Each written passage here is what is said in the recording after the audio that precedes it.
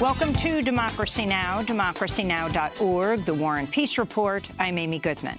The partial government shutdown is entering its 7th day today. It appears it'll drag into the new year as President Trump insists on including $5 billion for border wall funding before he'll agree to sign any spending measure. He doubled down Thursday, tweeting, "Have the Democrats finally realized that we desperately need border security and a wall on the southern border, need to stop drugs, human trafficking, gang members and criminals from coming into our country? Do the Dems realize that most of the people not getting paid are Democrats?" Trump tweeted.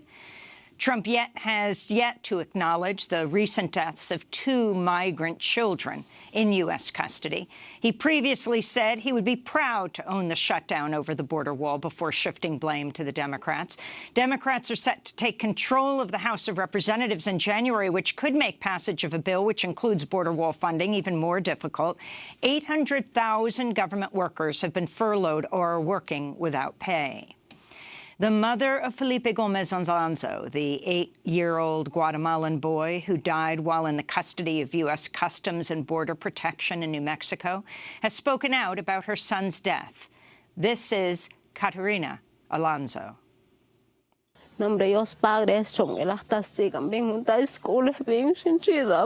was a surprise when my husband said that my son died.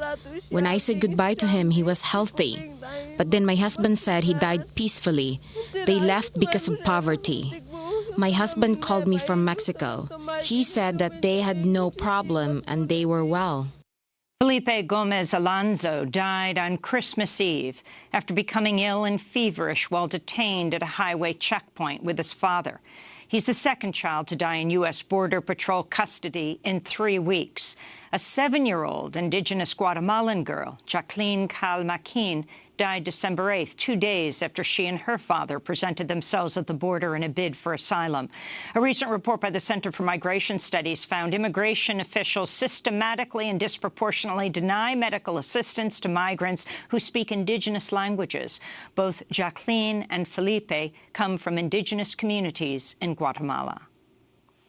Homeland Security Secretary Kirstjen Nielsen's reportedly set to visit the U.S.-Mexico border today as outrage is growing over the deaths of the 2 migrant children. She came under renewed fire after releasing a statement Wednesday, placing blame on Congress and activist judges for failing to, quote, secure our borders.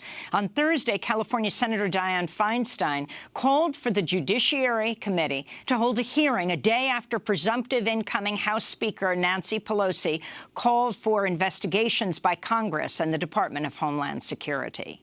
In more immigration news, a federal judge in Washington, D.C. Thursday denied a Trump administration request to delay deadlines in an asylum ban case involving 6 people who were barred from seeking asylum after entering the United States in between legal ports of entry. The Trump administration sought to delay the deadline, citing the government shutdown, but Judge Randolph Moss said the deadlines would stand because the case affected the safety of the plaintiffs. In Saudi Arabia, King Salman has consolidated power for his son, Crown Prince Mohammed bin Salman, ordering a reshuffle of the cabinet nearly 3 months after the murder of journalist Jamal Khashoggi, which caused international uproar and brought Saudi leadership under close scrutiny.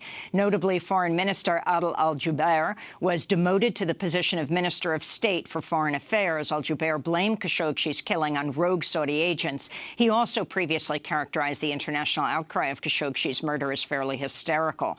The cabinet shakeup is seen as a boon for the Crown Prince by placing loyalists in key positions. Bin Salman will retain his roles in the government, including Deputy Prime Minister and Defense Minister. Earlier this month, the U.S. Senate passed a resolution saying it believes the Crown Prince is responsible for Khashoggi's murder. Khashoggi, a U.S. resident and columnist for The Washington Post, was killed by Saudi agents after entering the Saudi consulate in Istanbul, Turkey, on October 2nd.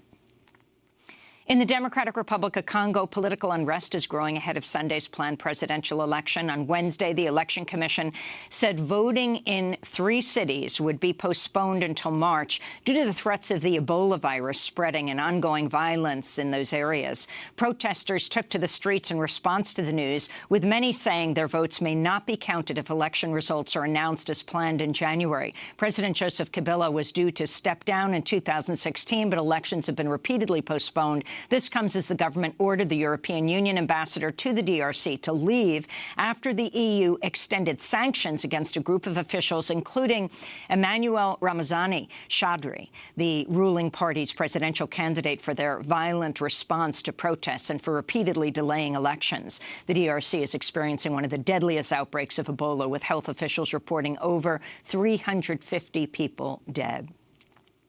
In Sudan, scores of people have been killed in anti-government protests that erupted last week. Government officials put the number of dead at 19, though Amnesty International said earlier this week the number of dead reached 37. The government has declared a state of emergency and reportedly censored or shut down newspapers that were covering the demonstrations. The protests, which were triggered by a sharp rise in the price of bread, are taking aim at the worsening economic situation of the country and the military regime of President Omar Hassan al-Bashir, with many calling for the overthrow of the ruling National Congress Party there.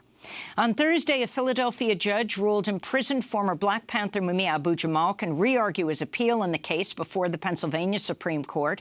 The judge cited then-Chief Justice Ronald Castile's failure to recuse himself from the case due to his prior role as Philadelphia District Attorney when Abu-Jamal was appealing his case. Abu-Jamal was convicted of the 1981 murder of Philadelphia police officer Daniel Faulkner, but has always maintained his innocence. Abu-Jamal's lawyers argued statements Castile made about people accused of killing police officers indicated he should have recused himself. In 2011, Abu-Jamal was sentenced to life without parole. We'll have more on the story after headlines with one of the coordinators of the campaign to bring Mumia Abu-Jamal home, named Johanna Fernandez. In Ohio, Republican state legislators failed to muster enough votes to pass the ultra-restrictive abortion law known as the Heartbeat Bill by overriding outgoing Republican Governor John Kasich's veto of the bill last week. Kasich, who signed over 20 anti-abortion bills while in office, argued the legislation would be considered unconstitutional. The Heartbeat Bill would prohibit abortions after a fetal heartbeat is heard, which can happen as early as 6 weeks into a pregnancy. Last week, Governor Kasich signed a bill banning dilation and evacuation, D&E, the most commonly used abortion method in the second trimester. Outgoing Congress member Bob Goodlatte has blocked legislation aimed at improving federal response to the murders and disappearances of Native American women. The bill was sponsored by Senator Heidi Heitkamp of North Dakota and passed unanimously in the Senate this month. But Goodlatte's role as chair of the Judiciary Committee allows him to block voting on it in the House. Senator Heitkamp is exiting the Senate after losing her re-election bid last month, but Republican Senator Lisa Murkowski of Alaska has vowed to bring the bill back in the new year. The bill is called Savannas Act, named after Savanna LaFontaine-Greywind, a member of the Spirit Lake tribe who was brutally murdered last year when she was 8 months pregnant. Her unborn baby cut out of her womb while she was reportedly still alive. The failure to pass Savannas Act comes as funding expired for the Violence Against Women Act, which is aimed at helping women who've survived domestic violence and sexual assault amidst the ongoing government shutdown. In Mississippi, the family of a 37-year-old African-American woman who died Sunday while in jail is demanding answers. They say they suspect foul play. Lanikia Michelle Brown was arrested during a traffic stop in November and was awaiting trial on drug trafficking charges in prison. Brown reportedly complained of stomach pain shortly before her death. Her family says she was in the early stages of a pregnancy. And in New York City, the famed Times Square New Year's Eve celebration will honor the Committee to Protect Journalists this year. Tim Tompkins, president of the Times Square Alliance, said the group chose CPJ to, quote, celebrate the free press and journalism and those who work to protect, preserve, and practice it. Journalists will join in the celebrations, helping to kick off the anticipated ball drop countdown to the new year. In its recently released annual report on murdered journalists, CPJ found at least 53 journalists were killed on the job this year, 34 in reprisal for their work, almost doubling the number of targeted murders against journalists in 2017. And those are some of the headlines. This is Democracy Now!, democracynow.org, The War and Peace Report. I'm Amy Goodman.